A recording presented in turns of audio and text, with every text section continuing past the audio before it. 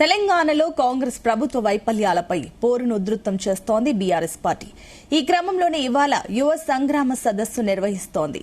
Saroor Nagar stadium వేదికగా ఉదయం జరగనున్న సభలో కాంగ్రెస్ పార్టీ ఇచ్చిన హామీలను ఎండగడతామని ఆ పార్టీ నేతలు చెబుతున్నారు.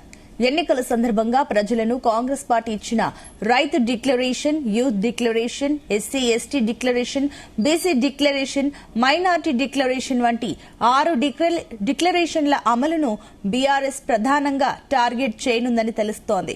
యువత, విద్యార్థులు పెద్ద సంఖ్యలో హాజరయ్యేలా సదస్సుకు ఏర్పాట్లు చేస్తున్నారు. కాగా ఈ సదస్సుకు పార్టీ వర్కింగ్ ప్రెసిడెంట్ కేటీఆర్ ముఖ్య అతిథిగా హాజరవుతున్నారు. యువ సంగ్రామ సదస్సు నిర్వహణకు సంబంధించి సుమారు 10 రోజుల క్రితం నుంచి బీఆర్ఎస్ సన్నాహాలు చేస్తోంది.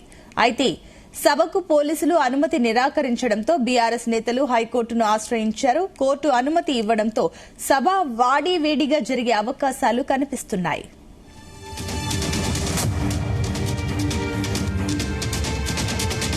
ఇదే అంశానికి సంబంధించి మరిన్ని డీటెయిల్స్ మా కరెస్పాండెంట్ వంశీ అందిస్తారు. Vamshi, good morning. Sunitha, good morning. అటు బీఆర్ఎస్ పార్టీ యువ సంగ్రామ సభ ఈ రోజు 10 గంటలకు ప్రారంభం కాబోతా ఉంది. కాంగ్రెస్ ప్రభుత్వ వైఫల్యాలపై సమరశంఖం బీఆర్ఎస్ పార్టీ పూరించిందని కూడా మనం చెప్పాలి. యువ సంగ్రామ సదస్సును నిర్వహిస్తుందనేది కూడా మనం చెప్పాలి.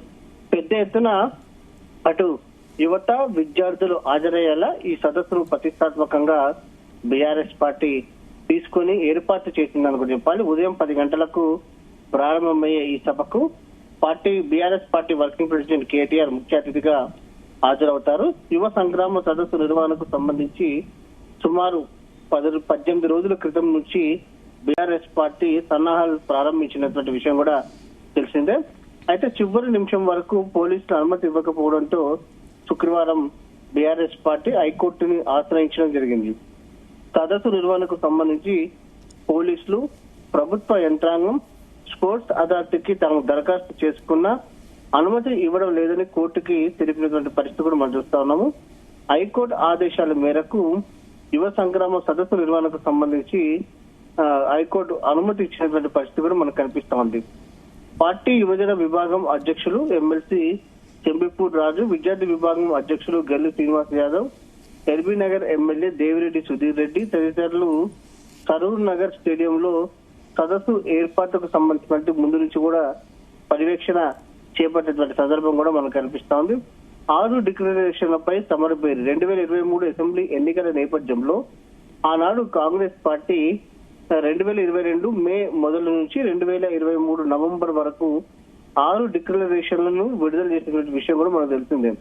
వరంగల్ జిల్లాలో 2022 మే 6న జరిగిన సభకు రాహుల్ గాంధీ, హైదరాబాద్ లో 2023 మే 9 జరిగిన సభకు ప్రియాంక గాంధీ, చేవెళ్లలో 2023 ఆగస్టు 26న జరిగిన ఎస్సీ ఎస్టీ డిక్లరేషన్ సభకు ఏఐసిసి అధ్యక్షులు మల్లికార్జున్ ఖర్గే, 2023 నవంబర్ 9న హైదరాబాద్ లో జరిగిన మైనార్టీ డిక్లరేషన్ సభకు మాజీ కేంద్ర మంత్రి సల్మాన్ ఖుర్షేదీ, దాంతో పాటుగా నవంబర్ 10న కామారెడ్డిలో జరిగిన బీసీ డిక్లరేషన్ సభకు అప్పటి కర్ణాటక సీఎం సిద్దరామయ్యలను హాజరైనటువంటి విషయం కూడా మనకు తెలిసిందే. ఏదైతే ఈ సభలో పిసిసి అధ్యక్షుడు హోదాలో ఆనాడు సీఎం రేవంత్ రెడ్డి కూడా పాల్గొన్నటువంటి విషయం కూడా మనకు తెలిసిందే. ఈ నేపథ్యంలో డిక్లరేషన్ల వారీగా సమరబేరి మోగించాలని, ఆయా తేదీలో సభలు జరిగిన చోటే పోటీ సభలు లేదా సమావేశాలు నిర్వహించాలనేది కూడా బీఆర్ఎస్ పార్టీ నిర్ణయం తీసుకున్నటువంటి నేపథ్యం కూడా మనం చూస్తా ఉన్నాము. ఎక్కడైతే ఏ జిల్లాలో అయితే ఏ డిక్లరేషన్లు ఇచ్చారో, ఏ సభా ప్రాంగణం ఉందో ఆయా సభా ప్రాంగణంలో ఖచ్చితంగా ఈ డిక్లరేషన్లకు సంబంధించి ప్రతిగా మరొక ఏదైతే సభ పెట్టాలని బీఆర్ఎస్ పార్టీ నిర్ణయించినటువంటి నేపథ్యంలో అటు ఈ రోజు యువ సంగ్రామ సదస్సు సరూర్ నగర్ స్టేడియంలో నిర్వహిస్తున్నారు అనేది కూడా మనం చెప్పాలి. ఆనాడు ఏదైతే సరూర్ నగర్ స్టేడియంలోనే ప్రియాంక గాంధీ కాంగ్రెస్ పార్టీ యూత్ కి సంబంధించిన డిక్లరేషన్ కు సంబంధించినటువంటి సమావేశం నిర్వహించడం జరిగింది. ఆనాడు అక్కడ దాదాపుగా 2 లక్షల ఉద్యోగాలు ఇస్తామంటూ కూడా ప్రకటన చేసినటువంటి పరిస్థితి కూడా మనకు తెలుస్తుంది.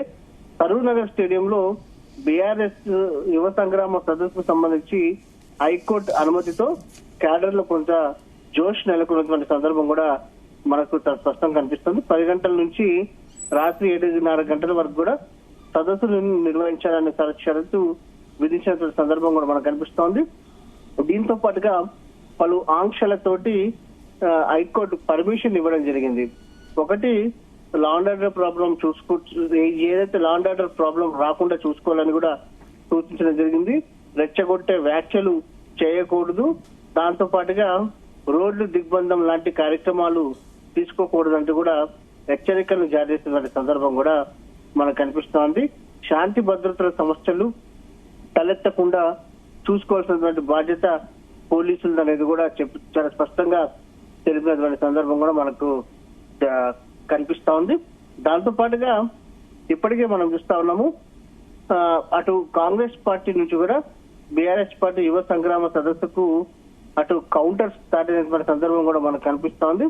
ఏదైతే బీఆర్ఎస్ పార్టీ అధికారంలో ఉన్నప్పుడు కాంగ్రెస్ పార్టీ ఏదైతే బీఆర్ఎస్ పార్టీ యువతను మోసం చేసిందంటూ కాంగ్రెస్ పార్టీ వాళ్ళ గాంధీ భవన్ లో ప్రత్యేకంగా ఎగ్జిబిషన్ కూడా ఏర్పాటు చేసినటువంటి సందర్భం కూడా మనకు కనిపిస్తోంది.